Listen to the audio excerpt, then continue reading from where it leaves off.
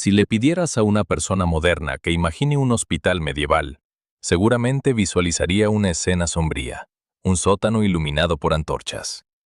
En una mesa de madera sucia, un paciente grita mientras 4 asistentes lo mantienen sujeto.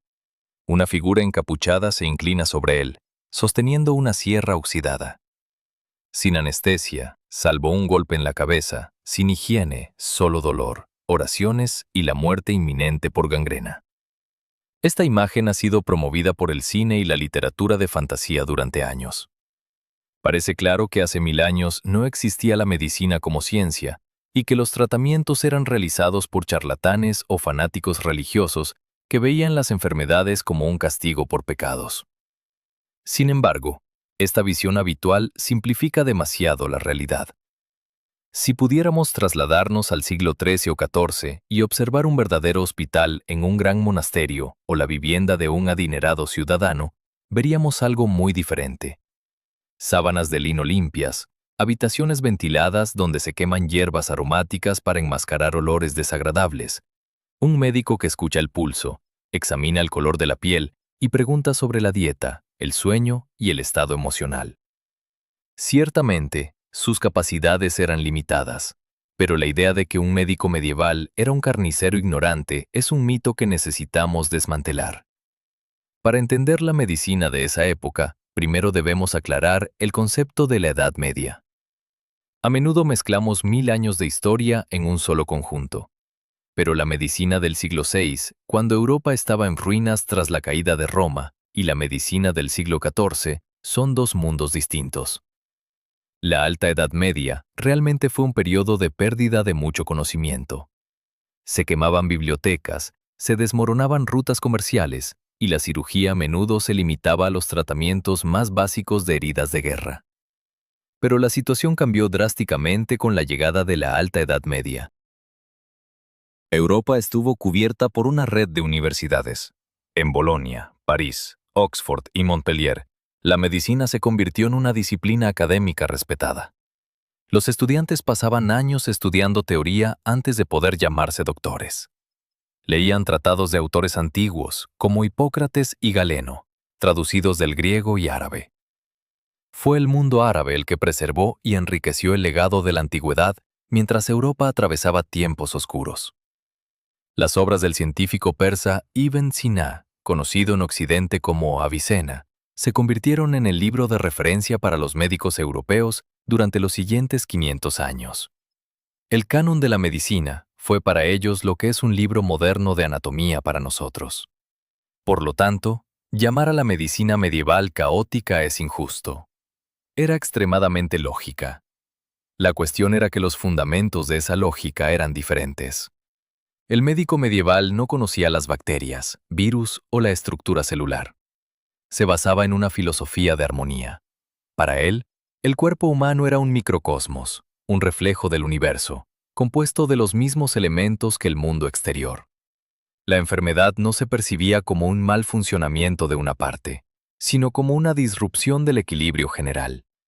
Este es el núcleo de muchos malentendidos sobre la época. Cuando leemos sobre métodos de tratamiento extraños, como la colocación de palomas sobre las piernas o dietas complicadas de peras hervidas, nos parecen absurdos.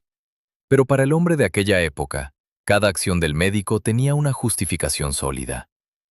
Si un médico ordenaba una sangría, no intentaba liberar espíritus malignos del paciente. Buscaba reducir la presión en el sistema y restaurar el equilibrio de líquidos. Era un sistema coherente que funcionaba en la mente de los intelectuales de ese tiempo, con la misma claridad con la que entendemos hoy las leyes de la física. Otro mito persistente es el que se refiere a la higiene. Se suele pensar que las personas medievales, incluyendo a los médicos, temían el agua y consideraban la suciedad como algo normal.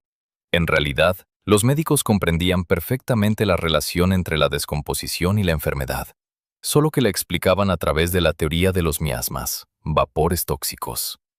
Creían que el aire en mal estado provocaba la muerte, así que la limpieza, la eliminación de desechos y los aromas agradables formaban parte de su estrategia médica. Los tratados quirúrgicos de esa época establecían que los médicos debían lavarse las manos, cortarse las uñas y usar ropa limpia. El famoso cirujano Guy de Chauliac mencionaba en el siglo XIV que un cirujano debía ser elegante, compasivo y limpio. Esto poco se relaciona con la imagen de un mago sucio. Por supuesto, no hay que caer en el extremo opuesto, idealizando esa época. El dolor era un compañero constante para el hombre. La mortalidad infantil seguía siendo horrendamente alta. Las epidemias devastaban ciudades y a menudo los médicos se sentían impotentes. Pero su impotencia no provenía de la ignorancia o la pereza, sino de la falta de herramientas que llegaron mucho más tarde. No tenían microscopios ni antibióticos, pero sí poseían agudeza de percepción, experiencia y un deseo genuino de ayudar. Es curioso observar que la sociedad tenía una relación ambivalente con los médicos. Por un lado, un doctor universitario en una larga toga era una figura de autoridad y costosa. Sus servicios podían ser permitidos por reyes, obispos y comerciantes adinerados. Por el otro, existía un enorme grupo de practicantes de menor rango, barberos, cirujanos, sangradores y curanderos del pueblo. La mayoría de la población acudía a ellos. Y aquí es donde con frecuencia se originaban conflictos que luego daban lugar a historias aterradoras sobre métodos bárbaros. La medicina universitaria a menudo despreciaba a quienes trabajaban con las manos, considerando la cirugía como un oficio sucio. Esta división entre teoría y práctica ralentizaba el desarrollo de la ciencia durante siglos.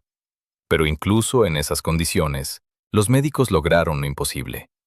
Los arqueólogos encuentran cráneos con evidencias de trepanaciones exitosas, donde el tejido óseo sanó, lo que indica que el paciente vivió mucho tiempo después de la operación. En los esqueletos de guerreros se encuentran signos de fracturas sanadas de forma efectiva, que no podrían haberse curado sin un correcto alineamiento y cuidados. Estas son pruebas evidentes de que la maestría existía. Comenzamos nuestra inmersión en el mundo de la medicina medieval no para reírnos de la ingenuidad de nuestros antepasados, sino para entender cómo sobrevivieron. ¿Cómo lidiaban con el dolor de muelas sin novocaína? ¿Cómo daban a luz sin cajas estériles? ¿Cómo trataban heridas de espadas y flechas que hoy horrorizarían a un cirujano traumatológico? Las respuestas a estas preguntas a menudo son sorprendentes. Se revela que algunos de sus métodos, como el uso de larvas para limpiar heridas o la miel como antiséptico, están regresando a la medicina moderna con nuevos nombres.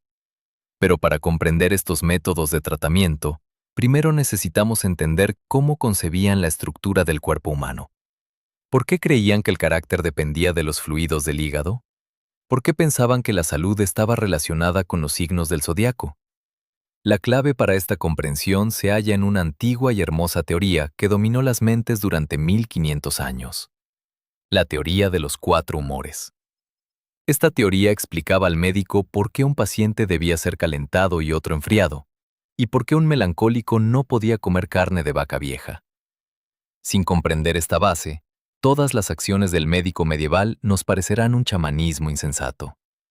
Así que en el próximo capítulo, analizaremos esta tabla periódica de elementos del cuerpo humano. Imagina que vives en París en el siglo XIV y sientes un intenso malestar. Tienes fiebre, la cara roja y el corazón latiendo con fuerza. Llamas al médico. No mide tu temperatura ni escucha tus pulmones con un fonendoscopio. Tampoco toma sangre para analizar virus. En cambio, afirma solemnemente que estás demasiado caliente y húmedo. Para salvar tu vida hay que abrir una vena y liberar lo excesivo. Para nosotros suena absurdo, pero para un hombre medieval era un diagnóstico correcto y científicamente válido. Para comprender esta lógica, debemos olvidar lo que sabemos sobre biología moderna y sumergirnos en la teoría humoral. No era solo un concepto médico, sino una visión del mundo que explicaba desde enfermedades y caracteres humanos hasta los cambios de estaciones. Los antiguos griegos establecieron las bases de esta teoría, y el médico romano Galeno la definió en el siglo II después de Cristo.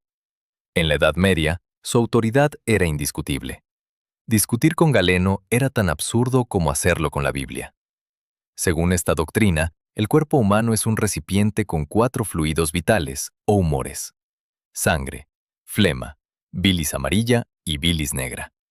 La salud es el equilibrio ideal de estos 4 componentes. La enfermedad es una alteración de las proporciones cuando hay un exceso o deterioro de alguno. Cada fluido estaba relacionado con los 4 elementos de la naturaleza. La sangre se consideraba caliente y húmeda como el aire en primavera. La flema, fría y húmeda como el agua en invierno. La bilis amarilla, caliente y seca como el fuego en verano. Y la bilis negra, fría y seca como la tierra en otoño. El médico no veía al paciente como un conjunto de órganos, sino como un sistema dinámico. Si tenías fiebre, había fuego, un exceso de bilis amarilla o sobrecalentamiento de la sangre. Si tenías un resfriado y escalofríos, era por exceso de flema fría y húmeda. Esto generó términos que usamos hoy sin pensar en su origen. Los tipos de temperamento son 4. Un sanguíneo prevalece por la sangre, del latín sanguis. Es enérgico y alegre. Un flemático es pausado y tranquilo por el exceso de flema. Un colérico es impulsivo, porque le hierve la bilis amarilla. Y un melancólico siempre está triste, envenenado por la bilis negra. Para un médico medieval, no eran metáforas de carácter, sino el físico del cuerpo. El tratamiento se basaba en el principio de lo opuesto. Si la enfermedad era causada por frío y humedad, había que añadir calor y sequedad. Aquí la medicina se entrelazaba con la cocina. Todos los alimentos se clasificaban según estas propiedades. El pepino se consideraba frío y húmedo, por lo que se recomendaba en fiebre para enfriar al paciente. El pimiento o el vino eran calientes y secos, prescritos a ancianos para calentar su naturaleza fría o a quienes tenían exceso de flema. El médico no recetaba pastillas, sino una dieta. Evita el cerdo. Es demasiado húmedo. Come caza asada con especias. Pero la dieta era lenta. En casos de emergencia, hacía falta intervenir rápidamente para restaurar el equilibrio. El principal método era la flebotomía o sangría. Es difícil para nosotros entender por qué los médicos durante siglos extraían sangre de pacientes débiles hasta dejarlos desmayar. A nosotros nos parece que eso solo causaba muerte.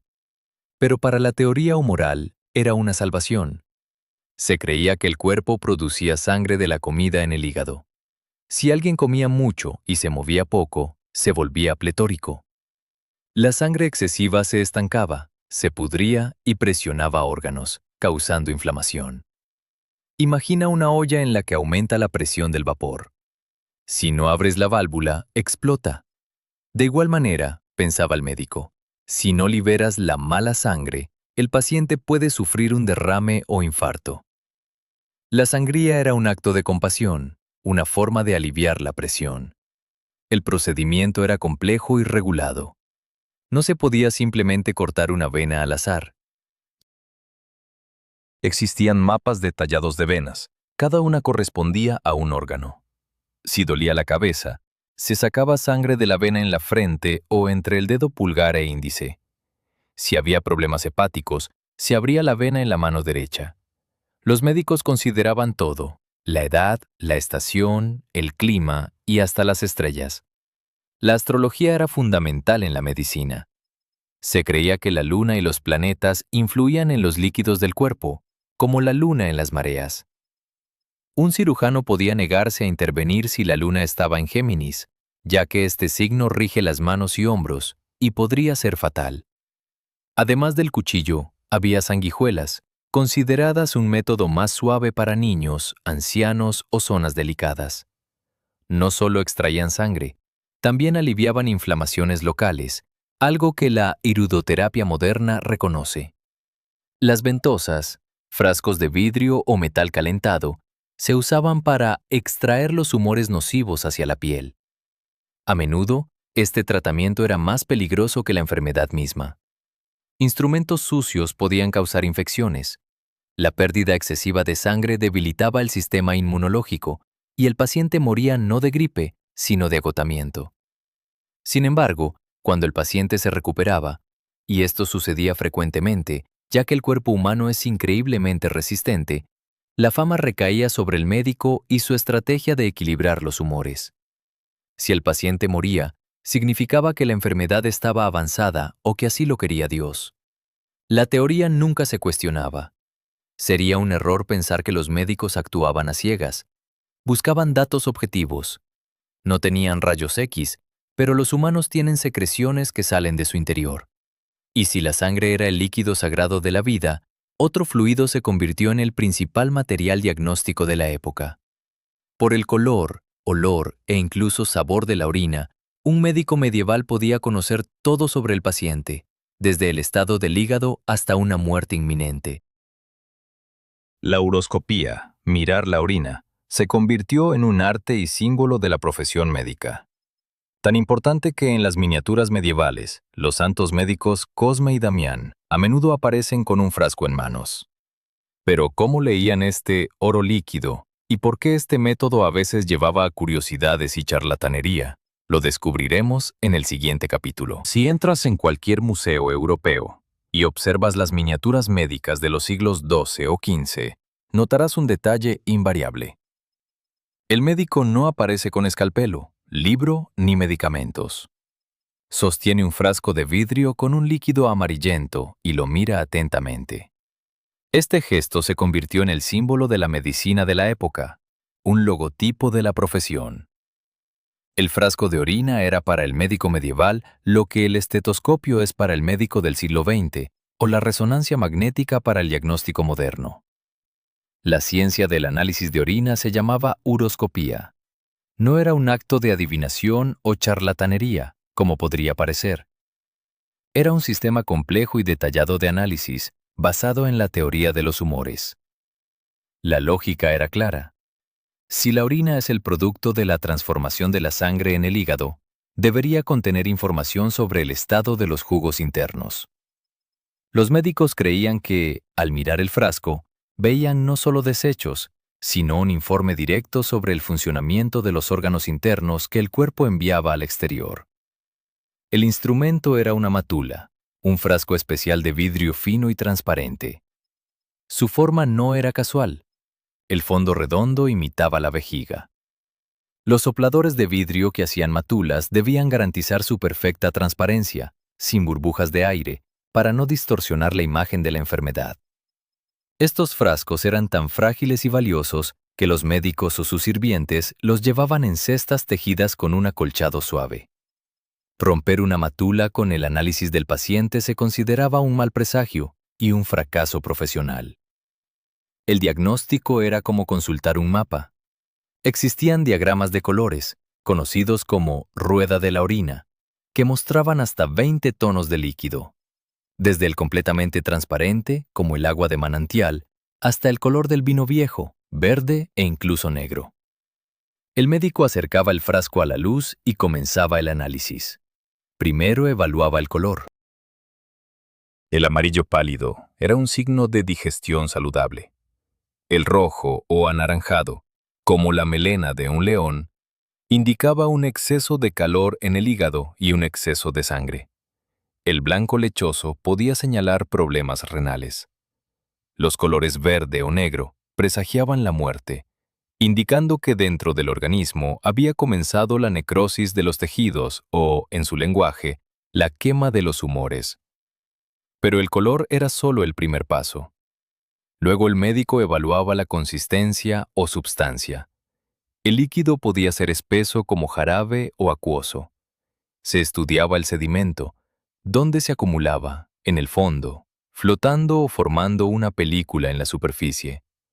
Las nubes en la parte superior del frasco podían señalar problemas en la cabeza, mientras que el sedimento en el fondo sugería enfermedades intestinales o en los órganos genitales.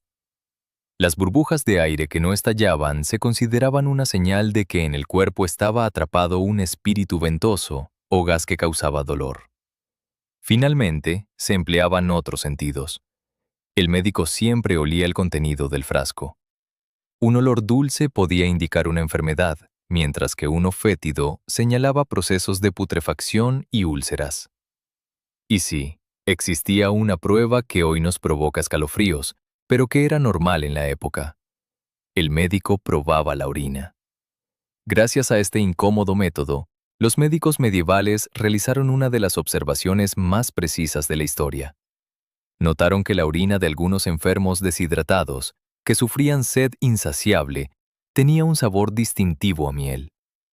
Así se describió la diabetes mellitus. La palabra diabetes proviene de la antigüedad y significa filtrar, mientras que el término mellitus, es decir, de miel, se añadió por la prueba de sabor.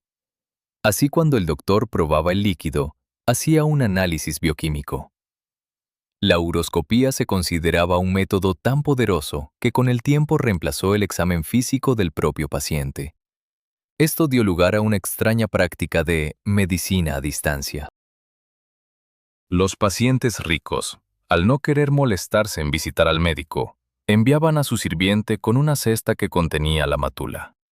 El doctor miraba el frasco, consultaba la rueda, hacía un diagnóstico y recetaba, sin ver al enfermo. Por supuesto, esto abrió amplias puertas a fraudes y errores. Apareció una clase de charlatanes conocidos como profetas de la orina.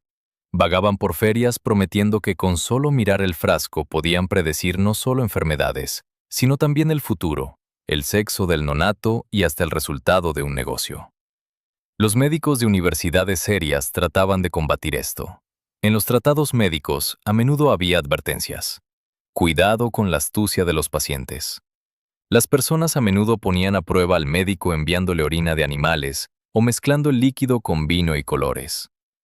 Hay una anécdota sobre un duque que envió al médico la orina de su vaca para verificar su competencia. El médico, al descubrir la trampa, o simplemente acertar, respondió: «Su vaca ha comido demasiada hierba, milord». Este juego entre el médico y el paciente muestra que, incluso en ese entonces, la confianza ciega en la medicina no existía. Para el médico honesto, la uroscopía seguía siendo la principal guía. Ayudaba a resolver la pregunta clave: ¿qué hacer después? Si el análisis mostraba un exceso de sangre, se llamaba al barbero para hacer una sangría. Si se veían signos de envenenamiento, se preparaba un emético. Este era el primer paso en el tratamiento. Aquí llegamos a una importante división que definiría la medicina durante siglos. La persona que, con aspecto intelectual, observaba el frasco de orina y hacía un diagnóstico en latín, raramente tomaba un cuchillo en sus manos. Esto le estaba prohibido por su estatus, los estatutos universitarios y, a menudo, por la Iglesia. El médico era un intelectual, trabajaba con la mente. Y si necesitaba cortar, cauterizar, reducir dislocaciones o perforar huesos, llamaba a un especialista diferente. Aquel que hoy llamaríamos cirujano, pero que en la Edad Media a menudo combinaba la amputación de una pierna con el corte de barba. En el siguiente capítulo, exploraremos esta confusa jerarquía de salvadores, por qué cirujanos y médicos eran enemigos y cuál es la relación con los barberos. Estamos acostumbrados a que un cirujano moderno tenga una formación médica superior y sea parte de la élite médica. Para empuñar un escalpelo, estudia más de 10 años. Pero si hubieras llegado a una ciudad medieval y preguntaras por el mejor cirujano, probablemente te habrían dirigido no a la universidad ni al hospital, sino a la barbería. Justo donde irías a afeitarte o cortarte el cabello. Esto puede parecer absurdo, pero en la Edad Media había una clara división de clases entre quienes sabían curar y quienes podían hacerlo con las manos. La medicina se dividía en dos partes desiguales que frecuentemente estaban en conflicto.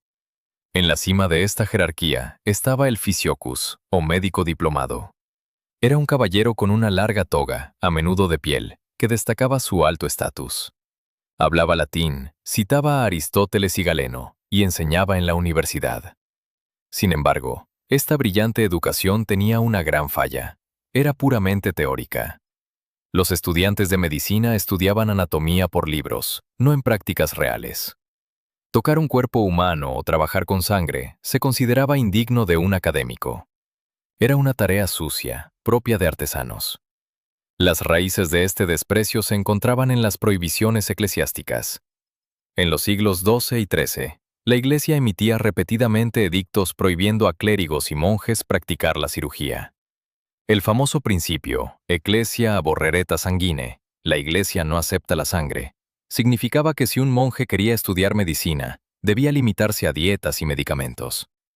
Dado que las primeras universidades estaban controladas por la Iglesia, la cirugía fue excluida del currículo como un arte mecánico, al mismo nivel que la carpintería o la herrería. Así se creó un vacío. La gente aún necesitaba reducir dislocaciones, suturar heridas y extraer dientes enfermos. Y esta necesidad fue ocupada por aquellos con los cuchillos más afilados y manos firmes, los barberos. El barbero, o bradobir, era un hombre polifacético. Por la mañana podía afeitar las barbas de los mercaderes y cortar las tonsuras de los monjes, y al mediodía, abrir abscesos, practicar la sangría o incluso amputar una pierna destrozada. De aquí proviene el famoso símbolo que aún se ve en las barberías, el poste rojo y blanco giratorio. En la Edad Media, los barberos colgaban en la entrada vendajes blancos que utilizaban para vendar a los pacientes después de la sangría. El viento los enrollaba alrededor del poste y la tela manchada de sangre creaba una espiral rojo-blanca. Era una señal. Aquí corre la sangre. Aquí se cura el dolor. Entre los médicos teóricos y los barberos prácticos se libraba una guerra fría. Los médicos despreciaban a los cirujanos, llamándolos empíricos, es decir, personas sin conocimientos, solo con experiencia. Los veían como carniceros imprudentes. A su vez, los cirujanos experimentados, que habían enfrentado guerras y epidemias, se burlaban de los doctores que podían citar a Avicena de memoria, pero se desmayaban ante una fractura expuesta. Sin embargo, la situación no era simple. Existía también un punto intermedio, una élite de cirujanos conocidos como cirujanos de larga toga. Eran personas educadas que leían en latín, escribían sus propios libros, pero también realizaban operaciones. Ellos fundaron en el siglo XIV la Hermandad de San Cosme en París, intentando distinguirse de los barberos comunes. Luchaban por el derecho a usar togas largas como los profesores universitarios, para no ser confundidos con quienes solo cortaban cabello. La lucha por el estatus fue intensa. Los médicos intentaban prohibir a los cirujanos prescribir medicamentos, mientras que los cirujanos de larga toga intentaban evitar que los barberos hicieran operaciones complejas. Pero también había un tercer grupo de sanadores, el más numeroso y menos favorecido, que aparece menos en las crónicas oficiales: las mujeres. Si vivías en un pueblo, lejos de las ciudades universitarias, tu médico era la curandera local, la partera o simplemente la mujer sabia. La medicina oficial y la iglesia las veían con recelo, frecuentemente acusándolas de brujería o ejercicio ilegal. Las guildas médicas llevaban a juicio a estas mujeres, pidiendo que se prohibiera a las ignorantes curar a las personas. Pero la realidad era que estas mujeres guardaban antiguos conocimientos sobre hierbas que se transmitían de generación en generación. Mientras los eruditos debatían sobre la influencia de Saturno, la curandera sabía exactamente qué infusión de sauce reduciría la fiebre y qué ungüento de grasa y ajenjo aliviaría un golpe. Su medicina era práctica, económica y accesible. Y, al parecer, bastante efectiva en casos sencillos. De lo contrario, la gente dejaría de acudir a ellas. A veces, la situación era casi ridícula. Existen procesos donde médicos universitarios intentaron demandar a una mujer por haber curado a un paciente que ellos mismos consideraron irremediable. La lógica de la acusación era simple. Si un médico no pudo ayudar, pero una mujer sin educación sí, entonces había utilizado poderes demoníacos. Afortunadamente, los jueces no siempre se dejaban llevar por esta rivalidad corporativa. A veces, las fronteras se diluían. Un médico podía consultar en secreto a un barbero experimentado, y los cirujanos, ante la impotencia de la teoría, empezaron a escribir tratados basados en la práctica. Así nacía la verdadera medicina, en debates, competencias y en el intento de entender cuál verdad era más fuerte, la del libro o la de la mano. Pero quien fuera a curar al enfermo, un profesor de Bolonia, un barbero severo o una abuela curandera, todos ellos necesitaban un arsenal de medicamentos. ¿Con qué curaban? ¿De dónde sacaban analgésicos si no había química? ¿Y es cierto que el principal remedio para todas las enfermedades era la carne de víbora? Abrimos las puertas de una farmacia medieval para descubrir qué era el teriac y cómo se podía dormir con una esponja marina empapada en opiáceos. Una de las preguntas más aterradoras que se hace el ser humano moderno al pensar en la Edad Media es: ¿y el dolor? Imaginamos la amputación de una pierna o la cauterización de una herida como una escena de terror, donde la única anestesia es un palo de madera que se le da al paciente para morder y un vaso de vino fuerte. Sin duda, el dolor fue un constante en la vida de esa época, pero pensar que los médicos no sabían cómo manejarlo es subestimar su conocimiento sobre la naturaleza. En el arsenal del boticario y cirujano medieval había un arma tan poderosa que hoy los anestesiólogos la mirarían con respeto y temor: la esponja somnífera o espongia somnífera.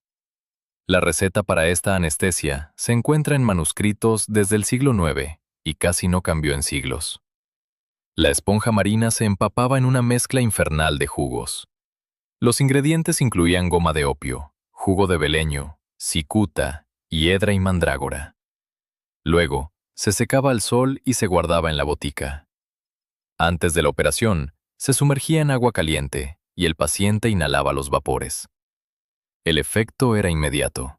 Caía en un profundo sueño, casi como un coma. Para despertarlo, se le acercaba otra esponja empapada en vinagre. El problema no era la falta de anestesia, sino su imprevisibilidad. La farmacología medieval no conocía estándares. La dormidera cultivada en un año seco en Italia podía ser 3 veces más fuerte que la de un año lluvioso en Inglaterra. La dosificación se hacía a ojo. Toma una pizca, más o menos del tamaño de un frijol, de color ámbar viejo. Era un juego con la muerte. Si el médico daba muy poco, el paciente despertaba en medio de la operación con un shock doloroso.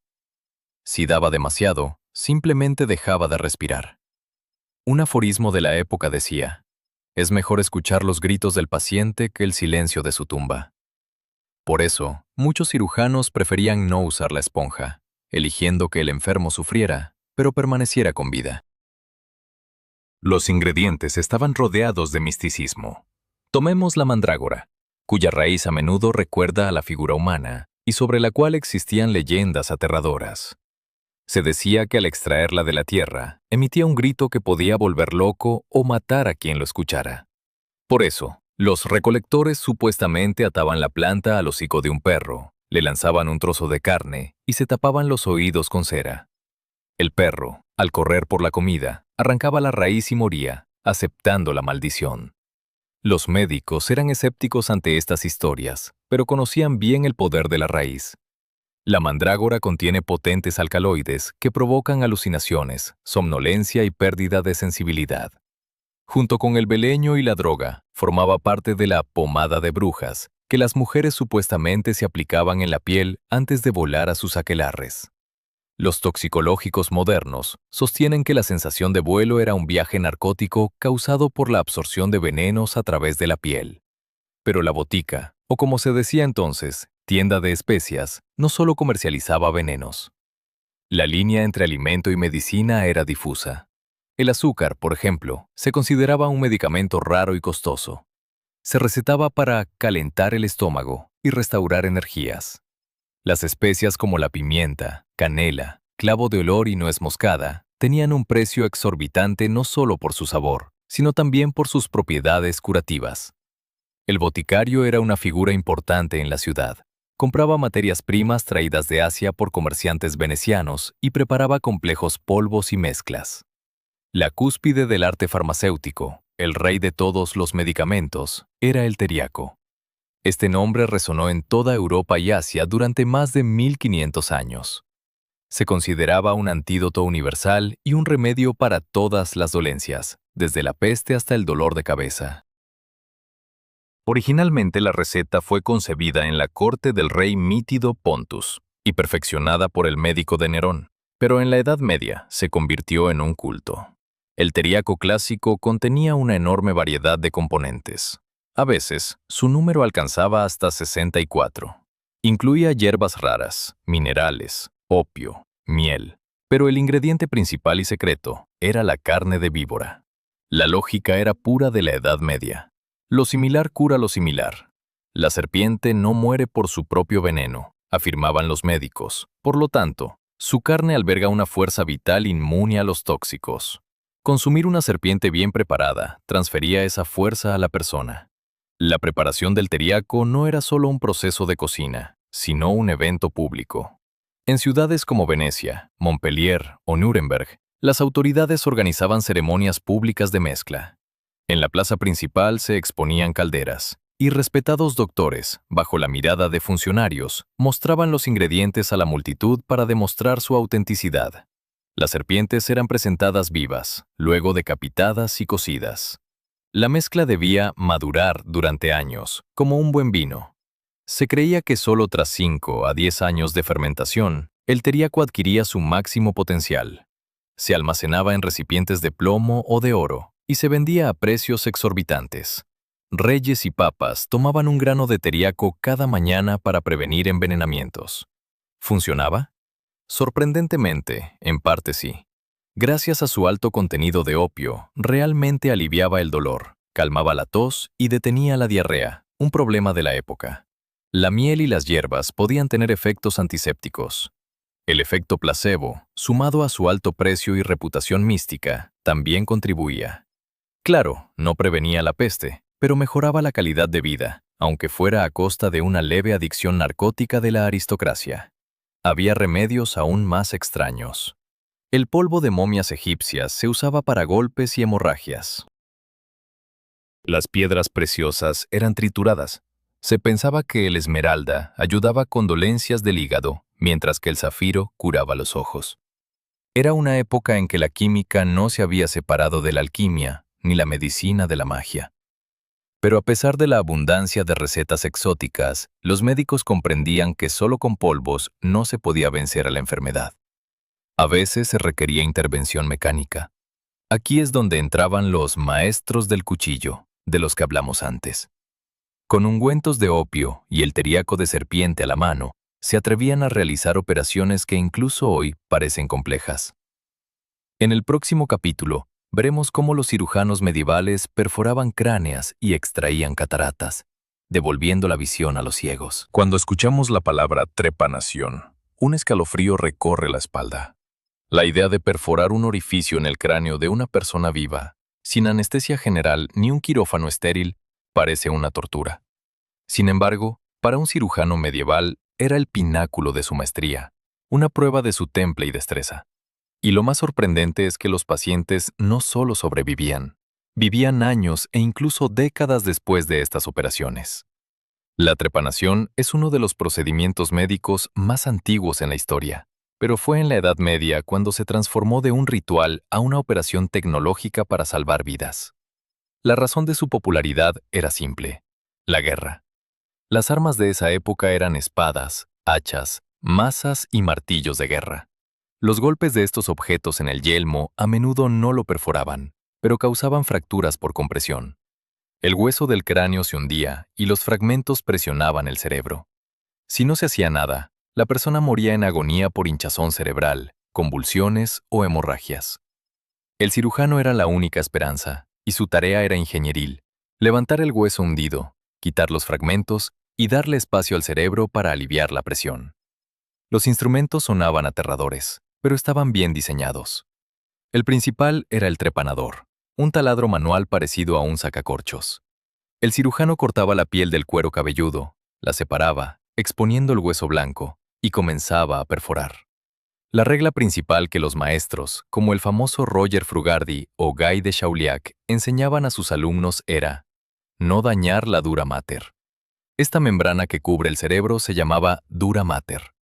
Se consideraba, y con razón, que cualquier contacto con ella mediante un instrumento sucio o la entrada de aire bajo ella era mortal.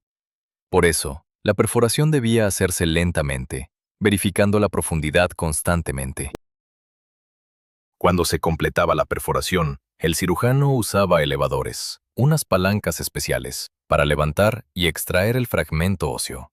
Luego, lavaba la herida con vino o vinagre, aplicaba un vendaje con clara de huevo o miel y esperaba. Suena increíble, pero la arqueología confirma la efectividad de estas acciones. En excavaciones de cementerios medievales en toda Europa, se han encontrado cientos de cráneos con marcas de trepanación. Aquí, la evidencia habla más elocuentemente que cualquier crónica.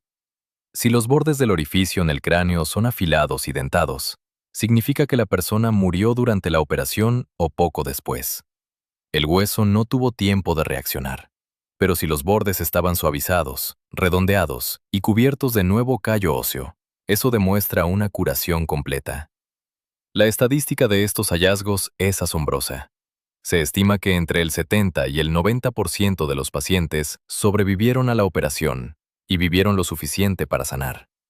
Algunos cráneos presentan 2 o incluso 3 orificios, realizados en diferentes momentos, lo que indica que estos veteranos recibían golpes en la cabeza, iban al cirujano, se recuperaban, regresaban a la guerra, sufrían nuevas lesiones y de nuevo se ponían bajo el cuchillo. Esto destruye por completo el mito de la medicina medieval como una fábrica de muerte. Sin embargo, mientras trabajar con hueso requería fuerza, otra operación necesitaba precisión de joyero: la extracción de cataratas. La catarata, o la opacidad del cristalino del ojo, fue una plaga para las personas mayores en todos los tiempos. En la Edad Media se le llamaba cascada, pues se pensaba que era un líquido turbio que cubría la pupila. La ceguera significaba muerte social. La persona se convertía en una carga para su familia y a menudo terminaba viviendo en la indigencia.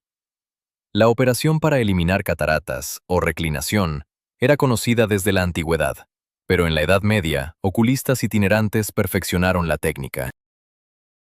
Esta era una casta cerrada de especialistas que se trasladaban de feria en feria, publicitando sus servicios. El procedimiento era rápido y aterrador. Se sentaba al paciente en una silla frente a la luz. Un asistente sostenía firmemente su cabeza desde atrás. El médico tomaba una aguja afilada, a veces de oro o plata, y pedía al paciente que mirara hacia su nariz. Luego, perforaba el globo ocular desde un lado, en la zona de la esclerótica, tratando de no tocar los vasos sanguíneos. La aguja penetraba en el ojo. El médico localizaba el cristalino nublado y con un movimiento preciso lo presionaba, despegándolo de los ligamentos y dejándolo caer al fondo del globo ocular. Una vez que la barrera turbia caía, la luz entraba de inmediato. ¿Me ves?, preguntaba el médico. Y el paciente, que había vivido en la oscuridad durante años, de repente podía distinguir la silueta, el movimiento de la mano, la luz de la ventana. Esto se percibía como un verdadero milagro. Por supuesto, la visión no se volvía perfecta. Sin cristalino, el ojo pierde la capacidad de enfocar y el mundo se ve borroso.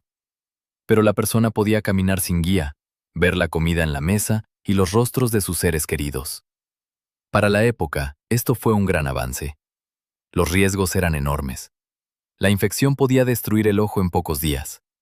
A menudo, el cristalino regresaba, bloqueando nuevamente la visión. Por ello, los oculistas preferían trabajar en ferias, realizaban la operación, cobraban y se marchaban antes de que comenzaran las complicaciones. Pero también había maestros honestos que cuidaban de sus pacientes, haciendo compresas con clara de huevo, leche materna y agua de rosa para sanar el pinchazo. Incluso existía la cirugía plástica. La familia italiana Branca se hizo famosa en el siglo XV por su habilidad para restaurar narices que habían sido cortadas en duelos o devoradas por la sífilis. Usaban un trozo de piel del hombro del paciente, sin cortarlo por completo, y lo cosían en la cara. La mano debía estar vendada a la cabeza durante varias semanas, hasta que la piel se integrara. Solo entonces se cortaba el trozo del hombro y se formaba una nueva nariz. Este método, descrito por Gaspare Tagliacozzi, fue precursor de la moderna transplantología. Todo esto nos dice una cosa: el cirujano medieval no era un sádico ignorante. Era un audaz experimentador que trabajaba en los límites de la técnica de su época. Conocía la anatomía mejor que los teóricos en las universidades, porque veía al ser humano desde dentro cada día. Sin embargo, la cúspide del arte quirúrgico, la prueba más dura, no era una operación planificada en una sala tranquila, sino el trabajo en la suciedad y el caos de la batalla. Fue en los campos de la Guerra de los 100 años, entre el silbido de las flechas y el estallido de los cañones, donde nació la verdadera medicina de campo, que aprendió a salvar incluso a aquellos considerados condenados. Hablaremos sobre cómo extraer una flecha dentada de lo profundo del cráneo y sobrevivir en el próximo capítulo. La batalla de Azincourt, o Crécy, en los libros de historia, se asemeja a una partida de ajedrez. Flechas en el mapa, formaciones de tropas, maniobras tácticas. Pero para los que vivieron esos momentos, el campo de batalla era un verdadero infierno. Cuando en el cielo se acumulaba una nube de miles de flechas disparadas por los arqueros ingleses, el aire se llenaba de silbidos y los gritos de los heridos. La guerra medieval era una epidemia devastadora, y los primeros en enfrentarse a esta ola eran los cirujanos de campo. Fue en la guerra donde la medicina se desarrolló más rápido, no en la tranquilidad de las bibliotecas universitarias, sino en tiendas que olían a sangre y humo, donde se hicieron grandes descubrimientos. El cirujano no tenía tiempo para filosofar sobre los humores. Tenía una tarea concreta: extraer un trozo de metal de una persona y evitar que se desangrara. La pesadilla de la medicina militar eran las flechas. Las puntas de las flechas de guerra a menudo tenían muescas hacia atrás.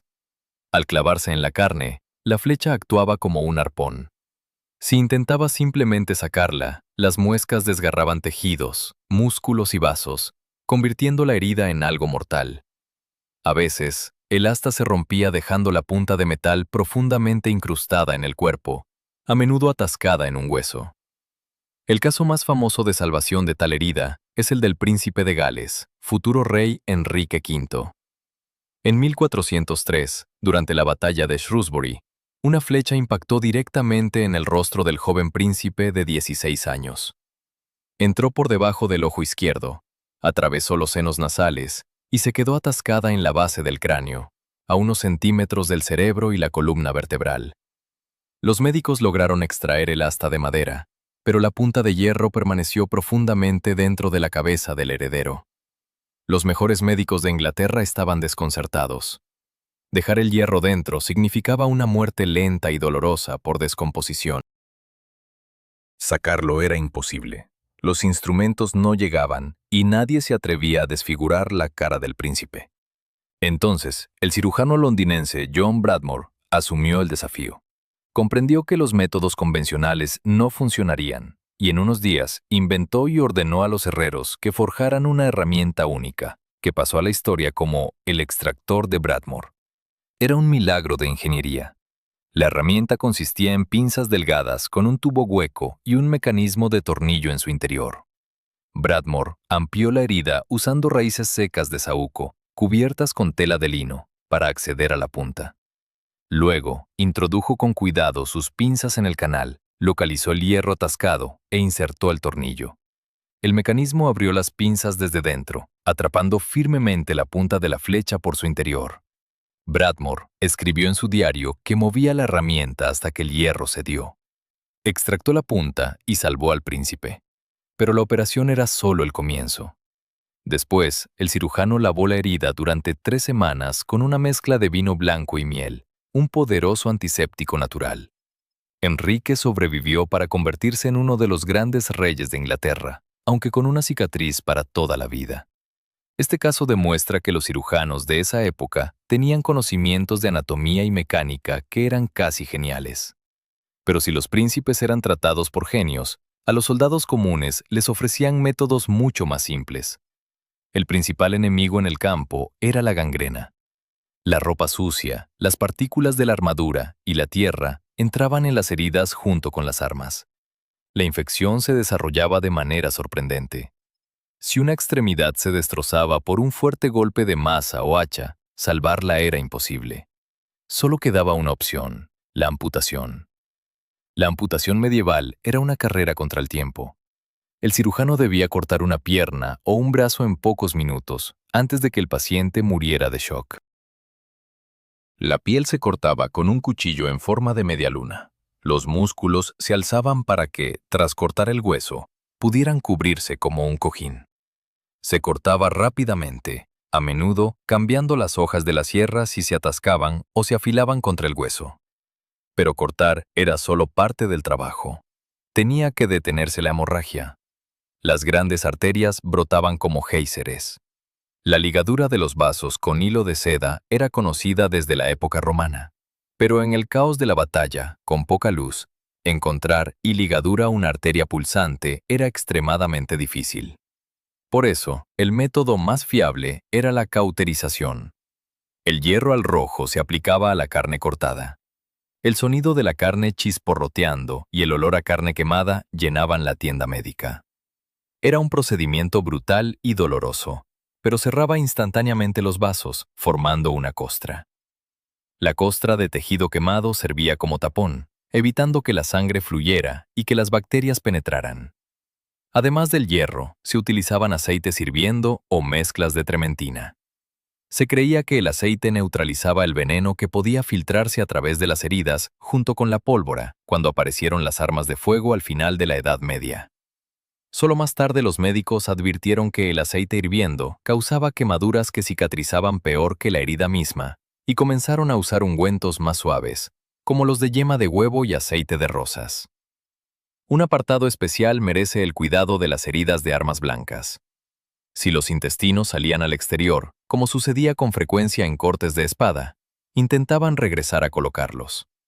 A veces, para determinar si había una perforación en el intestino, usaban métodos poco convencionales. Se le daba al herido a beber líquido coloreado.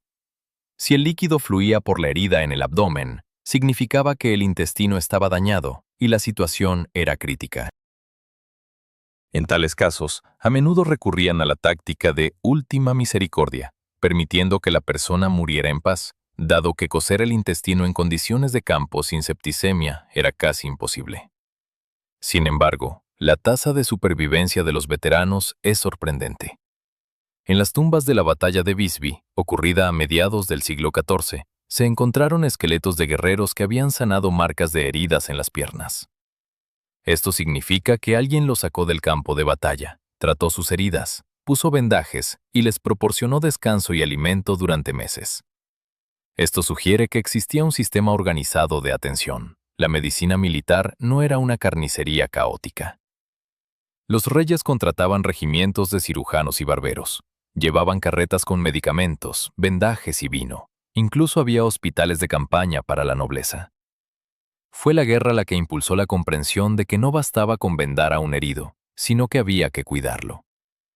Y aquí llegamos a un lugar que en tiempos de paz se convertía en el centro de la vida médica, un lugar donde se llevaban no solo a soldados heridos, sino también a ancianos, huérfanos y peregrinos. No eran solo hospitales como los entendemos hoy, eran enormes complejos que combinaban funciones de refugio, templo y reanimación. En el próximo capítulo, abriremos las pesadas puertas de roble del hospital medieval, el célebre Hôtel Dieu, para descubrir qué comían y por qué allí se salvaban no solo cuerpos, sino también almas. Cuando hablamos de un hospital, imaginamos pasillos estériles, olor a cloro y personas con batas blancas. Es un lugar de tecnología. Sin embargo, en la Edad Media, la percepción de esta institución era muy diferente. Para ellos, era el Hôtel Dieu, Casa de Dios, o Hospedería de Dios. El propio nombre indica que la medicina aquí era solo una parte, y no siempre la principal, de una misión más amplia de misericordia. El hospital medieval no era una fábrica para reparar cuerpos. Era una institución social compleja que asumía funciones de un fondo de pensiones, un hogar para huérfanos, un albergue para indigentes y, por supuesto, un hospital para enfermos. Si caías enfermo en la Edad Media, tu primer deseo era quedarte en casa, donde la atención se consideraba la mejor. Los que ingresaban eran quienes no tenían a dónde ir, ancianos solitarios, pobres peregrinos con los pies lastimados o mendigos de la ciudad. El ejemplo más conocido que ha llegado hasta nosotros es el Hôtel Dieu en Bonn, construido en el siglo XV. Su arquitectura sorprende. No es un sombrío barracón, sino un hermoso palacio con un techo de tejas multicolores. En su interior hay una enorme sala, el Salón de los Pobres, que mide decenas de metros. Los altos techos abovedados se perdían en la penumbra. Esto no solo era cuestión de estética. Los médicos de esa época sabían que el aire enrarecido era perjudicial, y los techos altos aseguraban una buena ventilación, alejando los malos olores y miasmas.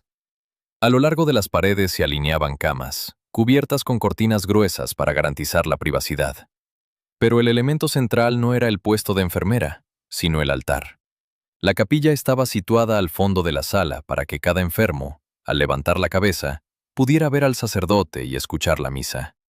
La lógica era clara. La enfermedad del cuerpo se consideraba a menudo una manifestación de la enfermedad del alma, del pecado o una prueba divina.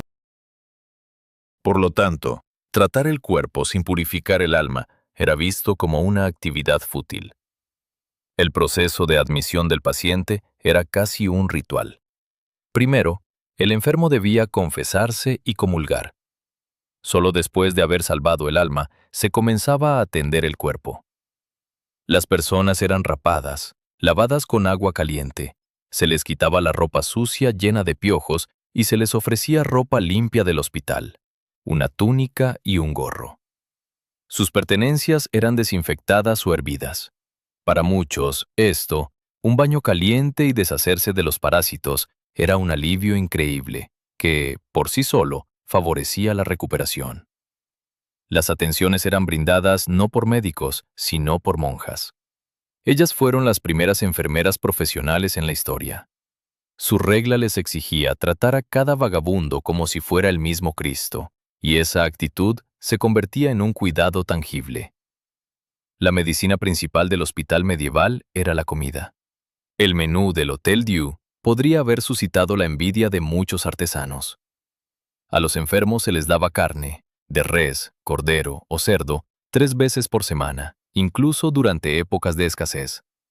También recibían pan blanco, huevos, queso y, por supuesto, vino. Este último era considerado un producto que favorecía la formación de sangre y ayudaba a recuperar fuerzas. Para alguien agotado y enfriado, tal dieta era una terapia efectiva. Su organismo, al recibir recursos, a menudo se recuperaba por sí mismo. Los médicos, esos doctores con diplomas universitarios, no estaban todo el tiempo en los hospitales. Venían a revisar a los enfermos graves, daban instrucciones a las monjas y se marchaban. Todo lo rutinario, vendajes, limpieza de llagas, distribución de medicamentos, alimentación, recaía sobre las hermanas. No obstante, no se debe idealizar estos lugares. Había un problema de hacinamiento. En tiempos de crisis, epidemias o hambrunas, las camas eran escasas. En las crónicas se menciona que en una cama podían estar acostados 2 e incluso 3 enfermos. Los acomodaban a la baleta, pies hacia cabeza, para economizar espacio. Esto, sin duda, aumentaba el riesgo de infecciones. Si una persona con un hueso roto compartía cama con alguien con fiebre, el resultado podía ser fatal. Sin embargo, a finales de los siglos XIV y XV, empezaron a implementarse tabiques y reglas estrictas que prohibían colocar a los enfermos contagiosos junto a los no contagiosos. Para quienes padecían peste o lepra, se construían leprosarios, situados fuera de las murallas de la ciudad. El hospital convencional se mantenía como una zona limpia. La financiación de estos palacios de la misericordia provenía de donaciones. Comerciantes, duques y obispos, deseando expiar sus pecados antes de morir, legaban tierras, viñedos y pueblos a los hospitales. El Hotel Dieu en Bonn, por ejemplo, poseía los mejores viñedos de Borgoña, cuyas ganancias sostenían a los enfermos. Era un sistema efectivo de redistribución de recursos.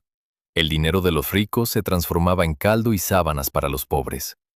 Tanto médicos como monjas esforzaban por mantener la limpieza tanto como fuera posible.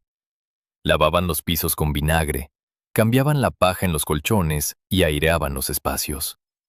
Esto refuta el mito de que la Edad Media era un reino de suciedad. Aunque las calles pudieran estar sucias, dentro de las instituciones sanitarias se cuidaba con rigor la higiene, ya que el olor a descomposición era asociado a la muerte. Así, el hospital medieval era un lugar donde la protección social se unía a la medicina. Era un espacio de paz, calor y abundancia. Las probabilidades de supervivencia eran mayores aquí que en una fría choza. Pero si la limpieza era parte de las reglas en los hospitales, ¿qué pasaba con la higiene de la gente común? ¿Es verdad que la reina de España se lavaba solo 2 veces en su vida y que los nobles escondían el olor de su cuerpo sin lavar con perfumes? Próximamente desmentiremos uno de los mitos más inolvidables y hediondos de la Edad Media en el siguiente capítulo. Hay una leyenda histórica popular que a menudo se atribuye a la reina de España, Isabel de Castilla.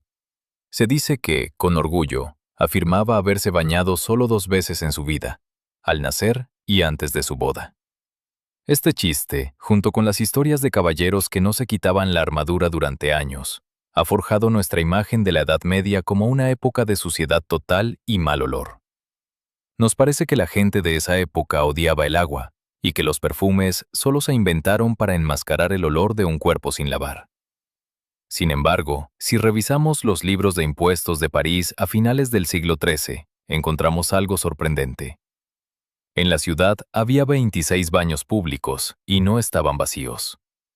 Abrían al amanecer y los pregoneros recorrían las calles gritando: «¡Agua caliente! ¡Los baños están listos!». Era una gran y próspera industria. El ciudadano medieval se lavaba con más frecuencia que su descendiente de la época de los mosqueteros. La cultura de los baños públicos era un legado de Roma que no desapareció, sino que se transformó. El baño no era solo un lugar para lavarse, era un club, un restaurante y un lugar de negocios todo en uno. La gente iba en grupos, se sentaba en grandes tinajas de madera llenas de agua caliente, a menudo con hierbas aromáticas como menta, manzanilla o romero. Allí comían, bebían vino, jugaban a los dados y cerraban tratos. Incluso había una regla de etiqueta relacionada con el baño. Se consideraba educado ofrecer al visitante un baño para quitarse el cansancio al llegar. Los aristócratas construían sus propios baños en los castillos, equipados con sistemas de calefacción y desagües. Las ilustraciones en los manuscritos están llenas de escenas de baños. Vemos a hombres y mujeres sentados en tinajas cubiertas con sábanas, como toldos, para mantener el vapor. ¿Con qué se lavaban? El jabón era bien conocido. En el norte de Europa, se hacía de grasa animal y ceniza de madera. Resultaba una sustancia suave que limpiaba bien, aunque no olía muy agradablemente. Los adinerados compraban jabón sólido, traído de Castilla o Marsella, hecho a base de aceite de oliva. Era caro y un lujo. Sin embargo, la base de la higiene no era tanto el lavado del cuerpo, sino el cambio de ropa. En la Edad Media se creía que la tela de lino tenía propiedades de esponja. Se pensaba que el lino absorbía el sudor y la suciedad, limpiando así la piel. Por ello, el principal signo de limpieza en una persona era una camisa blanca como la nieve asomándose de su ropa. Lavar la ropa era un trabajo arduo que recaía sobre las mujeres.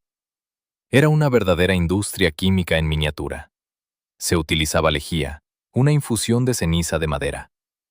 La ropa se empapaba en grandes tinajas, se vertía agua hirviendo con ceniza y se golpeaba con palos de madera para sacar la suciedad. Este proceso, conocido como buey, podía llevar varios días. Una camisa blanca y crujiente era símbolo de estatus, que indicaba que la persona tenía recursos y sirvientes para llevar a cabo este complicado procedimiento. ¿Y los dientes? Las películas de Hollywood nos han acostumbrado a pensar que cada campesino medieval tenía una boca llena de dientes podridos. La realidad era más compleja. Paradójicamente, los dientes de una persona promedio en el siglo XIV podían estar más sanos que los nuestros. La razón es simple: en su dieta casi no había azúcar. El azúcar era una especia rara, accesible solo a los reyes. Su dieta consistía en pan grueso, gachas, carne y verduras. Por supuesto, existía la caries, pero no era una epidemia. Y la gente luchaba activamente contra ella. No había cepillos de dientes tal como los conocemos hoy. Se reemplazaban con trapos de lino. La persona enrollaba una tela áspera en su dedo y frotaba vigorosamente sus dientes y encías. Como pasta dental, utilizaban polvos. Las recetas variaban: carbón triturado, romero quemado, mezcla de sal y salvia. A veces se usaba polvo de huesos de sepia o piedra pómez para blanquear.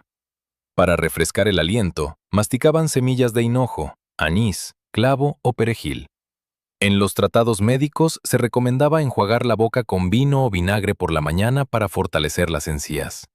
Así, al besar a una bella dama, un caballero difícilmente percibiría un olor a descomposición, sino más bien el aroma de hierbas y vino. Entonces, ¿de dónde proviene el mito de la Europa sucia? La realidad es que la higiene sufrió un colapso catastrófico, pero esto ocurrió al final de la Edad Media y al inicio de la época moderna. Todo fue propiciado por dos calamidades: la sífilis y el miedo a la peste. A finales del siglo XV, Europa fue azotada por una epidemia de sífilis. Dado que los baños públicos a menudo servían como lugares para citas secretas y funcionaban como burdeles ilegales, se convirtieron en los principales focos de la nueva enfermedad. Las autoridades comenzaron a cerrarlos masivamente. La segunda razón tenía un fundamento teórico. Los médicos del siglo XVI llegaron a la conclusión de que el agua caliente era peligrosa. Creían que el vapor abría los poros de la piel y que, a través de esos poros abiertos, ingresaba el aire pestilente o miasmas al organismo. Así, el baño fue considerado un procedimiento mortal.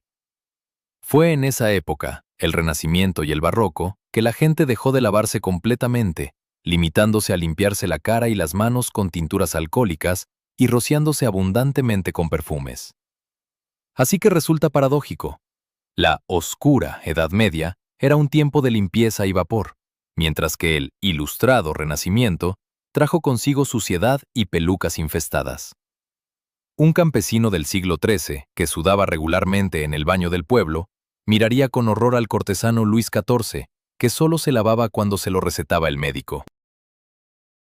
Pero mientras lavarse era una práctica social y comprensible, existía un ámbito de la vida que permanecía oculto a la vista, tras un denso velo de secreto. Este ámbito era la salud femenina. El nacimiento de un niño era un evento donde a los hombres, incluso a los médicos, se les prohibía la entrada. Era un mundo de parteras, susurros, hierbas y un inmenso riesgo. Cómo sobrevivían las mujeres al parto y por qué la cesárea se realizaba solo a los muertos, lo descubriremos en el próximo capítulo. Si la guerra era el principal asesino de hombres, para las mujeres el campo de batalla era su propia habitación. Dar a luz en la Edad Media era tan peligroso como asaltar una fortaleza. Y curiosamente, esta era una zona a la que no podían acceder los médicos hombres más educados. El nacimiento de un niño era asunto exclusivo de mujeres. Cuando comenzaban las contracciones, la futura madre no era rodeada por doctores con batas, sino por amigas, parientes y vecinas. Las ventanas de la habitación se cerraban herméticamente y se cubrían con pesadas telas para que ningún rayo de luz o corriente de aire entrara. Se creía que el aire fresco podía causar daño y que en la oscuridad había menos posibilidades de que los espíritus malignos robaran al bebé. En este ambiente sofocante, a media luz y lleno del olor de hierbas y cera, se realizaba el misterio de la vida. La figura principal era la partera. A diferencia del médico universitario, ella no conocía el latín ni había leído a Hipócrates. Su conocimiento era manual, transmitido de madre a hija o adquirido a través de años de práctica. Era la partera quien tenía en sus manos la vida de dos personas. Curiosamente, la Iglesia, que a menudo despreciaba a los curanderos, trataba a las parteras con respeto y les otorgaba licencias. La razón era religiosa. En caso de un parto difícil, cuando el niño podía morir, alguien debía bautizarlo. La partera podía realizar el sacramento del bautismo en situaciones de emergencia. Debía conocer la fórmula de la oración. Si no, según las creencias de la época, el alma del bebé estaría condenada a vagar en el limbo. La técnica del parto era muy diferente a la actual. Las mujeres rara vez daban a luz de espaldas. Esta posición se hizo popular solo en la Edad Moderna, cuando los médicos hombres comenzaron a participar activamente, ya que les era más fácil observar. En la Edad Media, las mujeres daban a luz sentadas o de cuclillas, aprovechando la fuerza de gravedad. Existía un mueble especial, la silla de parto, que era similar a una silla con un recorte en forma de herradura y cómodos apoyabrazos, donde podían sostenerse durante las contracciones. Estas sillas eran caras. A menudo se heredaban o se pedían prestadas a vecinos ricos. El control del dolor era un punto débil. La Iglesia enseñaba que la mujer debía dar a luz en agonía como expiación del pecado original de Eva. Por ello, los medicamentos fuertes, como el opio, se utilizaban raramente, por miedo a dañar al bebé. Se usaban amuletos. El más popular era la piedra del águila, o aetit. Se creía que atar este mineral al muslo de la mujer haría que el feto saliera mágicamente. También se usaban cintas con oraciones o incluso pieles de serpiente para envolver el abdomen. Si el parto transcurría normalmente, la partera recibía al niño, cortaba el cordón umbilical, lo lavaba en vino o agua con rosas y lo envolvía firmemente, convirtiéndolo en un capullo inmóvil. Se creía que esto era necesario para que los huesos blandos del bebé crecieran rectos. Pero si algo iba mal, la habitación se convertía en un lugar de tragedia. La presentación incorrecta del feto era una sentencia de muerte. Una partera experimentada sabía cómo engrasarse las manos y tratar de girar al niño en el útero. Si no lo conseguía, la situación se volvía crítica. En ese caso, superando el orgullo y la tradición, se llamaba a un cirujano hombre. Su aparición en la sala de partos significaba que las esperanzas eran casi nulas. Los instrumentos del cirujano eran rudimentarios. Si el niño se atascaba y no podía nacer, y la madre empezaba a morir, el médico enfrentaba una terrible decisión. La cesárea, de la que tanto escuchamos, prácticamente no se realizaba en mujeres vivas en la Edad Media. Este es un mito. Sin antisépticos y la posibilidad de suturar el útero, abrir el abdomen significaba una muerte segura para la madre por hemorragia y shock.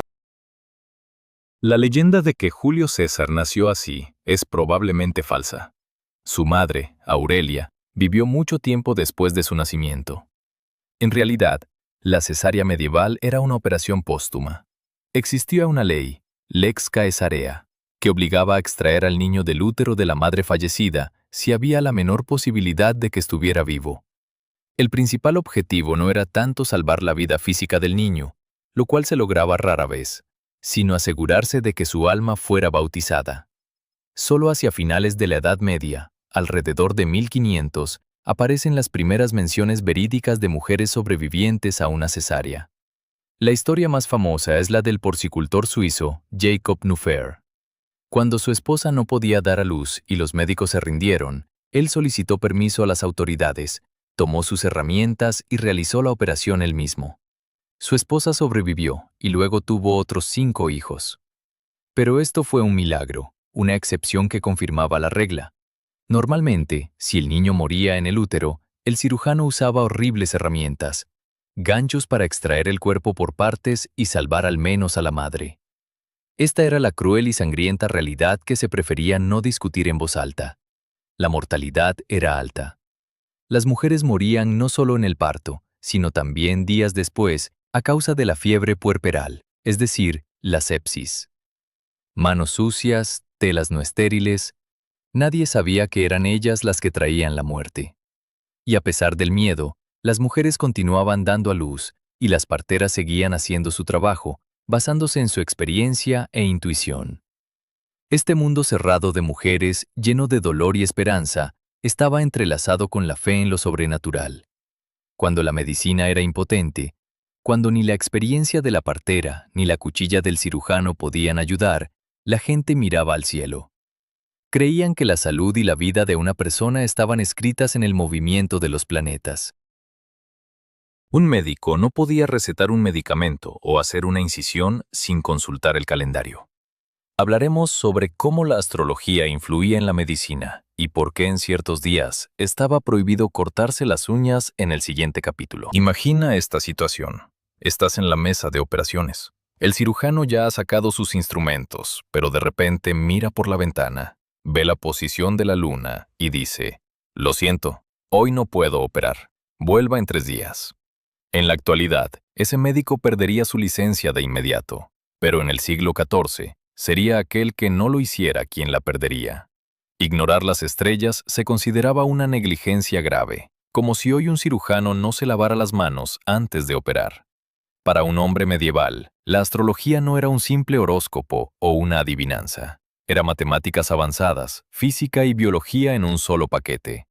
Ya hemos hablado de que el cuerpo humano se percibía como un microcosmos, una pequeña copia del universo.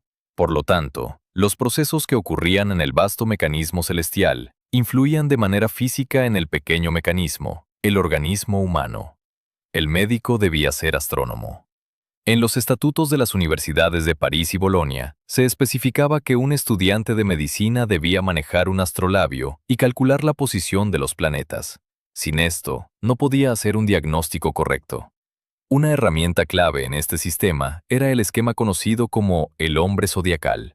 En muchas ilustraciones medievales, vemos una figura masculina desnuda, sobre la que se posan literalmente animales, los signos del zodiaco. Cada signo regía una parte específica del cuerpo. Aries dominaba la cabeza, Tauro el cuello y la garganta, Géminis los hombros y los brazos, Leo el corazón, y así sucesivamente, hasta Piscis, que regía los pies. La regla era simple pero estricta. No se debía tocar con hierro la parte del cuerpo donde estaba la luna en ese momento. Se creía que la luna, siendo un planeta húmedo, atraía los líquidos del cuerpo como lo hace con las aguas del océano durante la marea alta. Si la luna estaba en Aries, toda la sangre se acumulaba en la cabeza. Si se hacía una incisión en el cráneo ese día, el paciente podría desangrarse. Por eso, la trepanación se posponía hasta que la luna pasara a Tauro o Géminis. Esto convertía la medicina en una tarea logística complicada.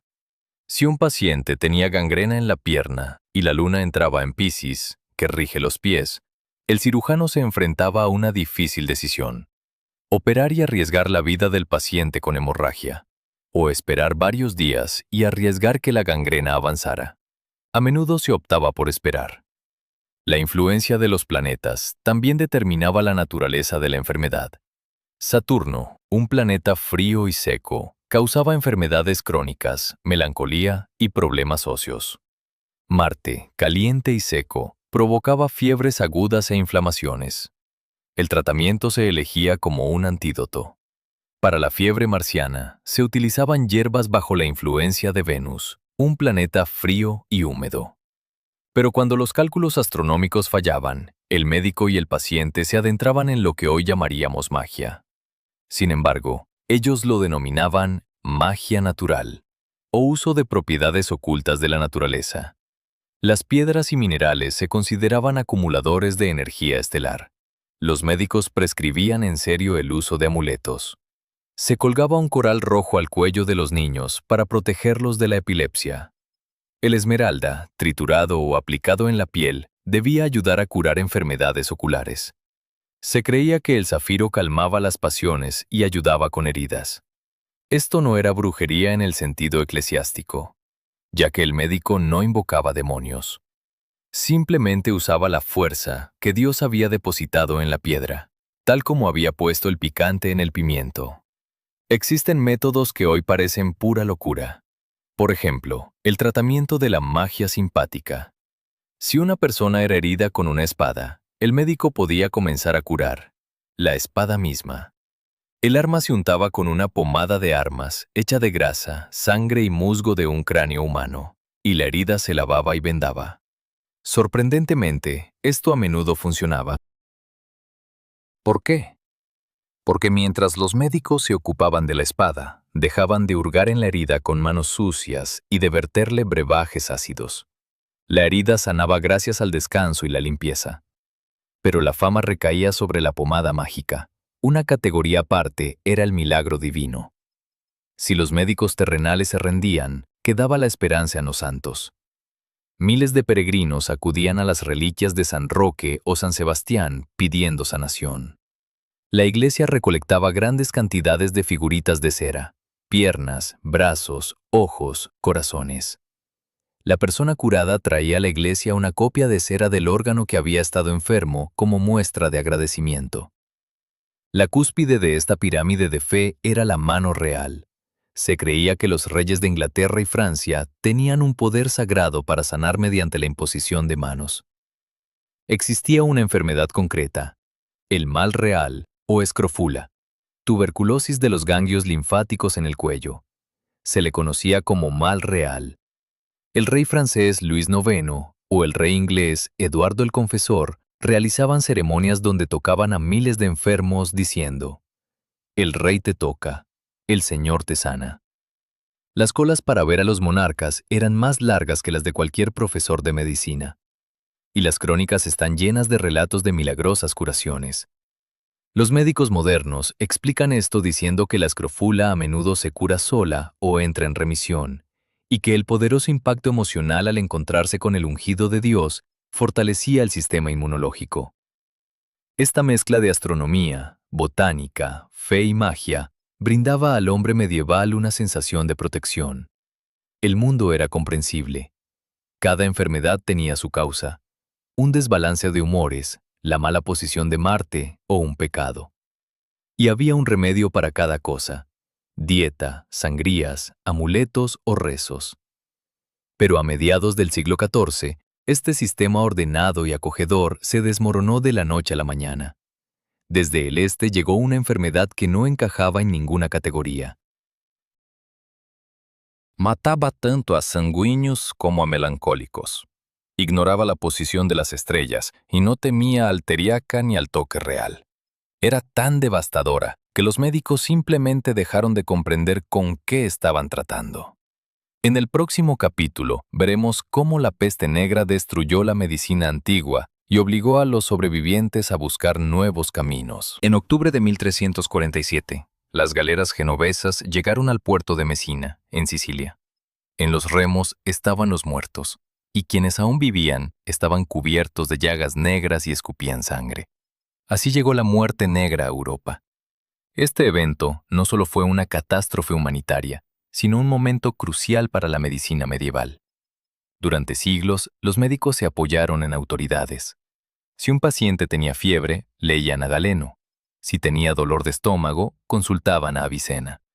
Pero cuando la peste comenzó a arrasar ciudades, matando a veces a la mitad de la población, se dieron cuenta con horror de que no había nada en sus libros sobre esta enfermedad.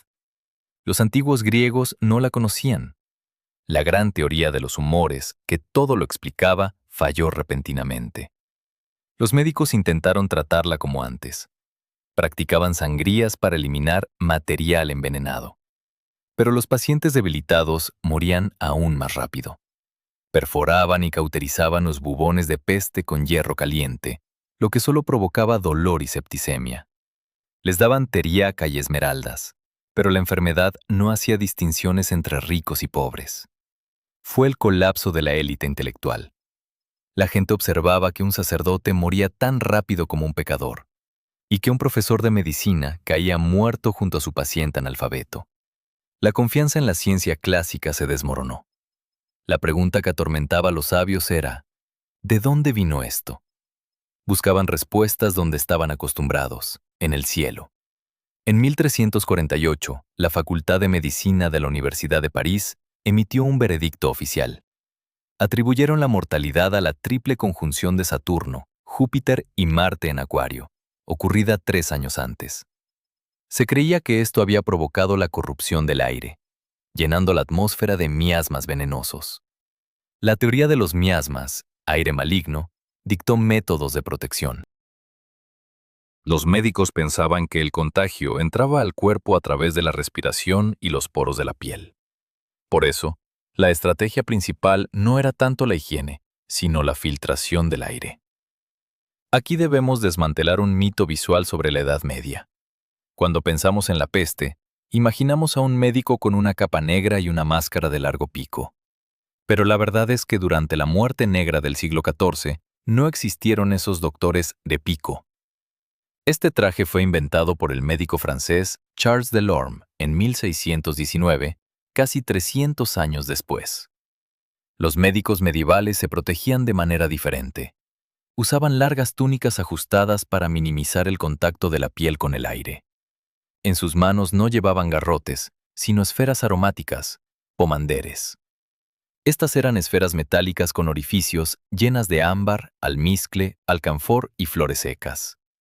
El médico olía constantemente esta esfera, creando una nube de intenso aroma que debía enmascarar el olor a muerte y, se creía, neutralizar el veneno en el aire. En los edificios se encendían hogueras de enebro y romero. Uno de los pocos que no huyó y se quedó estudiando la enfermedad fue el médico personal del Papa romano, Guy de Chauliac. Trabajaba en Aviñón cuando la ciudad se convirtió en un cementerio. Chauliac hizo un acto de observación. Fue el primero en distinguir claramente 2 formas de la peste. La primera era bubónica, con llagas en la ingle y las axilas, de la que una persona moría en 5 días. La segunda era pulmonar, cuando una persona escupía sangre y moría en 2 días. Chauliac también se contagió. Estuvo 6 semanas al borde de la muerte. Abrió su propio bubo, lo cauterizó y sobrevivió para contar su experiencia. Su método de supervivencia era simple y genial en su ingenuidad. Pasó todo el tiempo de enfermedad sentado entre 2 enormes chimeneas, donde el fuego ardía día y noche. Probablemente, el calor y la sequedad evitaban que las pulgas de la peste se reproducieran, aunque él creía que el fuego purificaba el aire. Pero si los medicamentos no funcionaban, la medicina administrativa sí. En ese momento nació el concepto que salvaría millones de vidas en el futuro: la cuarentena. Las autoridades del puerto de Ragusa, hoy Dubrovnik, comprendieron que la enfermedad llegaba con los barcos. Prohibieron a los marineros desembarcar de inmediato. Primero establecieron un periodo de aislamiento de 30 días, conocido como trenteno. Sin embargo, como la enfermedad a veces aparecía más tarde, aumentaron el plazo a 40 días. De ahí, 40 giorni. Así nació la palabra cuarentena. Fue una revolución. Por primera vez, la medicina reconoció que la enfermedad no solo era una pena de Dios o un desequilibrio de humores, sino algo contagioso que se transmitía de contacto a contacto. Venecia adoptó esta idea y creó el primer lazareto del mundo en la isla de Lazareto, donde se llevaban a todos los enfermos sospechosos. Las condiciones eran horribles, pero eso ayudó a aislar la ciudad de la epidemia. La muerte negra cambió la psicología de los médicos. Comprendieron que la veneración ciega a los libros antiguos conducía a callejones sin salida. Nació una nueva generación de cirujanos prácticos que comenzaron a escribir tratados en lenguas vernáculas, no en latín, describiendo lo que veían con sus propios ojos. La crisis de la medicina tuvo consecuencias inesperadas en otros ámbitos. Al ver la impotencia de los médicos y que las oraciones no siempre ayudaban, la gente comenzó a desesperarse y a caer en la locura por miedo. Europa se sumió en una psicosis masiva. Por las calles vagaban flagelantes, azotándose con látigos. En las ciudades se buscaban culpables, lo que llevó a terribles pogromos contra comunidades judías, acusadas de envenenar pozos. Los médicos se enfrentaron a una ola de trastornos mentales nunca antes vistos. Melancolía, obsesión, histeria colectiva. Tuvieron que buscar respuestas a una nueva pregunta: ¿dónde reside la locura? ¿En un cerebro dañado o en un alma perdida? ¿Y cómo distinguir entre un loco y una persona poseída por el diablo? Sobre esto, la psiquiatría medieval y los juicios de locos, hablaremos en el próximo capítulo. En la famosa pintura de Hieronymus Bosch, vemos una escena quirúrgica extraña. Un médico con un embudo en la cabeza hace una incisión en la cabeza del paciente con un escalpelo para extraer un objeto. La pintura se titula La extracción de la piedra de la locura. Este tema fue muy popular en el folclore. Se creía que la locura era un objeto material, una piedra en el cerebro que presionaba sobre la mente. Y si se extraía, la persona volvía a ser normal. Aunque los médicos serios raramente hacían tales operaciones, dejándolas a los charlatanes de ferias, la imagen refleja bien la mentalidad de la época. La Edad Media intentaba desesperadamente encontrar una causa física para la locura. Estamos acostumbrados a pensar que cualquier enfermo mental de aquellos tiempos era inmediatamente declarado poseído por el diablo y llevado a la hoguera. Esto es una exageración. Sin duda, la creencia en demonios era fuerte y el exorcismo era un método legal de terapia. Pero la Iglesia y la medicina diferenciaban los conceptos. Existían manuales especiales que ayudaban a distinguir entre posesión y enfermedad natural. Si una persona hablaba en idiomas desconocidos que nunca aprendió o mostraba fuerza física inusual, eso era asunto del sacerdote. Pero si estaba deprimido, se negaba a comer, oía voces o sufría cambios bruscos de humor, eso correspondía al médico. El diagnóstico médico se basaba en la teoría de los humores. El veredicto más común era la melancolía. Literalmente, melancolía significa bilis negra. Los médicos creían que este jugo espeso, frío y seco se acumulaba en el vaso y sus vapores ascendían al cerebro, nublando la razón. Se consideraba que el cerebro era un órgano frío y húmedo. Si la bilis negra lo secaba, la persona caía en apatía y miedo. Pero si el cerebro se sobrecalentaba por la sangre caliente, aparecía la manía o frénesis, un estado de furia y alucinaciones. El tratamiento buscaba restaurar el equilibrio físico. Intentaban humedecer y alegrar a los melancólicos. Se les recetaban baños tibios, vino dulce y alimentos grasos. En los tratados de la época hay sorprendentemente consejos humanitarios. Rodear al enfermo de aromas agradables, mostrarle bellas obras y, lo más importante, tocarle música. La musicoterapia se consideraba muy efectiva. Existía la leyenda de que David calmaba la locura del rey Saúl con su música, y los médicos lo veían como una guía clínica. Para los violentos se usaban métodos más severos. La terapia de choque no es un invento del siglo XX. En la Edad Media, podían arrojar al paciente a agua helada, creyendo que un susto repentino sacudiría su mente. En algunos casos, se perforaba el cráneo para liberar vapores malignos o presión excesiva. Lo más interesante es el estatus jurídico de los locos. El derecho medieval era sorprendentemente avanzado en este aspecto. En Inglaterra, ya en el siglo XIII, existía el concepto non compos mentis, no dueño de su mente. La ley diferenciaba entre idiotas, los que eran débiles mentales desde nacimiento, y lunáticos, los que se volvían locos en el transcurso de la vida, pero tenían intervalos de lucidez. La corona asumía la tutela de estas personas. Si un terrateniente rico se volvía loco, el rey nombraba un tutor que debía administrar sus bienes, pero no podía venderlos. Los ingresos debían destinarse al cuidado del enfermo y su familia. Esto se hacía para que, si el razonamiento regresaba, y siempre se tenía la esperanza, no quedara en la indigencia. En derecho penal, la locura podía ser una justificación. Las crónicas registraron casos donde se justificaba o enviaba a un monasterio a quienes cometían asesinatos en un ataque de locura, en lugar de condenarlos a la horca. Los jueces entendían que una persona sin razón no tenía intención maliciosa, por lo que no podía ser condenada como criminal.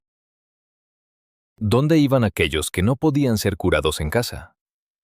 En las grandes ciudades comenzaron a surgir instituciones especiales. La más famosa fue el Hospital de Santa María de Betlehem en Londres, fundado en 1247. La gente la acortó a Bedlam. Más tarde, esta palabra se convirtió en sinónimo de caos. Originalmente, Bedlam era un refugio benéfico, pero con el tiempo se transformó en un aislamiento para enfermos mentales. Las condiciones estaban lejos de ser confortables. A los extremadamente agitados, los encadenaban a las paredes, creyendo que en ese estado animal no sentían frío ni dolor. Pero los pacientes, tranquilos, podían moverse libremente por el patio e incluso salir a la ciudad a pedir limosna. Tenían chapas metálicas en la manga, una licencia para mendigar. Los habitantes los conocían como hombres de Bedlam y a menudo les daban de comer. La situación se tornó crítica hacia el final de la Edad Media, en el siglo XV. El mundo se volvía más inquieto. La caza de brujas, iniciada con el martillo de brujas, borró la línea entre enfermedad y demonio. A las mujeres con epilepsia o histeria se les comenzó a acusar de estar conectadas con fuerzas oscuras. Lo que antes se trataba con baños y oración podía llevar ahora a la hoguera. El miedo a comportamientos inexplicables desplazó la compasión. Los médicos se encontraron en un callejón sin salida. Su teoría de los humores no podía explicar los complejos trastornos de personalidad. La astrología ofrecía solo pronósticos generales. Era necesario un nuevo enfoque sobre el ser humano, no como un recipiente de fluidos, sino como un mecanismo complejo. Para entender cómo funciona la mente, había que mirar dentro del cráneo no a través de un agujero de trepanación, sino mediante una autopsia completa. Y esa autopsia, que tuvo mucho tiempo en semiprohibición, se convirtió en la clave para una nueva era. La Edad Media llegaba a su fin, dando paso al Renacimiento, un tiempo en que el ser humano decidió descomponerse para entender cómo estaba hecho. En el capítulo final, haremos un resumen y veremos cómo los siglos oscuros prepararon el terreno para la gran revolución científica. Hemos llegado al final de nuestro viaje. Normalmente se narra la historia de la medicina como un cuento de hadas sobre una bella durmiente. Hubo una gran antigüedad, luego 1000 años de sueño oscuro, suciedad e ignorancia, y de repente, ¡zas! Llegó el Renacimiento. Leonardo da Vinci despertó, y la gente comenzó a lavarse las manos y a realizar operaciones complejas. Pero, como hemos comprobado, esto es un mito. La Edad Media no estuvo dormida. Estaba construyendo un fundamento. En estos oscuros siglos se crearon universidades que aún otorgan diplomas. Se inventó un sistema de hospitales que usamos hoy. Se crearon gafas, esenciales para la mitad de la población moderna. Y lo más importante, se conservaron y sistematizaron conocimientos. Para dar un paso decisivo hacia el futuro, la medicina necesitaba cometer un sacrilegio. Dejar de confiar en los libros y comenzar a creer en lo que veían. Este cambio no ocurrió de la noche a la mañana, sino que se gestó dentro de las paredes medievales. El símbolo de esta transición fue el teatro anatómico. Durante mucho tiempo se pensó que la Iglesia prohibía la disección de cuerpos. Este es otro mito. La Iglesia no permitía el desmembramiento para el transporte, para hervir los huesos de caballeros caídos en las cruzadas. Pero la disección con fines científicos era legal, aunque poco frecuente. En 1316, en Bolonia, el profesor Mondino de Luzzi escribió el primer libro de anatomía basado en autopsias reales. Sin embargo, la situación era peculiar. El profesor se sentaba en un alto estrado y leía en voz alta los trabajos de Galeno, mientras que un barbero cortaba el cuerpo de un criminal ejecutado, y un asistente señalaba los órganos. Aquí está el hígado del que habla Galeno. Si el hígado real no se veía como en el libro, se pensaba que el del criminal era defectuoso, porque Galeno no podía estar equivocado. La revolución ocurrió cuando un médico bajó del estrado, le quitó el cuchillo al barbero y comenzó a cortar él mismo.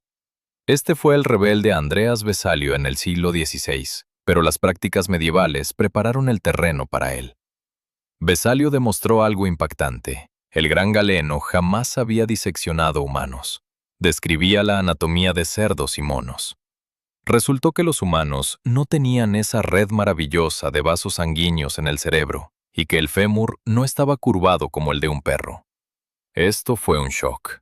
La autoridad que había sustentado la medicina durante 1500 años se derrumbó. Pero no podría haberse caído si los copistas medievales no hubieran conservado los textos de Galeno, permitiendo que Vesalio los leyera y los refutara. El segundo padre de la nueva medicina fue un hombre salido de la más despreciada casta, los barberos. Ambroise Paré. No sabía latín, no estudió en la universidad y tuvo una dura formación como cirujano de campo. Paré fue quien puso fin a la cruel práctica de cauterizar heridas con aceite hirviendo. La leyenda dice que, durante una batalla, se le acabó el aceite. Temeroso de que los heridos murieran sin cauterización, aplicó a sus heridas un digestivo, una mezcla de yemas de huevo, aceite de rosa y trementina. Pasó toda la noche sin dormir, esperando encontrar muertos por el veneno. Pero por la mañana descubrió que los soldados a quienes no cauterizó dormían tranquilos y sus heridas no se inflamaron, mientras que quienes fueron quemados sufrían de dolor y fiebre. Paré pronunció la frase que se volvió lema de una nueva era. Yo los vendé, pero Dios los curó. Devolvió a la medicina la humanidad y la observación, renunciando a seguir ciegamente tradiciones crueles. Ideó atar arterias con hilo durante amputaciones en lugar de quemarlas. Y aunque los doctores en mantos tardaron en reconocerlo, fueron sus métodos los que triunfaron. Pero quizás el invento médico más importante de la Edad Media tardía no fue el escalpelo ni el medicamento, sino la imprenta de Gutenberg. Antes, un tratado médico costaba lo que un rebaño de vacas. El conocimiento era elitista. La impresión lo hizo accesible. Recetas, atlas anatómicos y descripciones de epidemias comenzaron a multiplicarse por miles. Los errores comenzaron a ser detectados más rápidamente y los hallazgos exitosos se difundieron instantáneamente por Europa. La medicina dejó de ser un conocimiento oculto y se convirtió en una ciencia. Al mirar hacia atrás, en estos 120 minutos de nuestra narración, vemos una imagen muy diferente de una caricatura. El médico medieval no era un sádico con una sierra sucia. Era un hombre atrapado en circunstancias difíciles.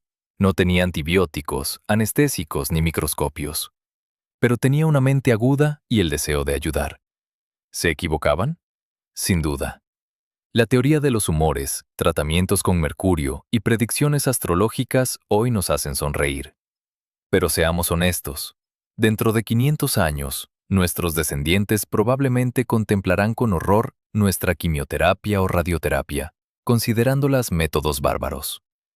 La medicina medieval cumplió su principal tarea: asegurar la supervivencia de la humanidad en medio de monstruosas epidemias, guerras interminables y falta de higiene. Creó instituciones sociales de cuidado que aún funcionan. Nos enseñó que la salud es un equilibrio, que la limpieza es esencial, y que incluso cuando la ciencia es impotente, una buena palabra y cuidados pueden realizar milagros. Estamos de pie sobre los hombros de gigantes. Y entre estos gigantes no solo están los griegos antiguos, sino también las monjas anónimas de Hotel Dieu, barberos de los campos de la Guerra de los 100 años y médicos que olfateaban frascos de orina, intentando descifrar el misterio de la vida. Fueron pioneros en la oscura selva, y si hoy vemos la luz, es porque ellos abrieron este camino para nosotros. La historia de la medicina no ha terminado, pero los siglos oscuros fueron, sin duda, el capítulo más dramático e importante de su historia, donde la humanidad luchó contra la muerte, muchas veces derrotándola.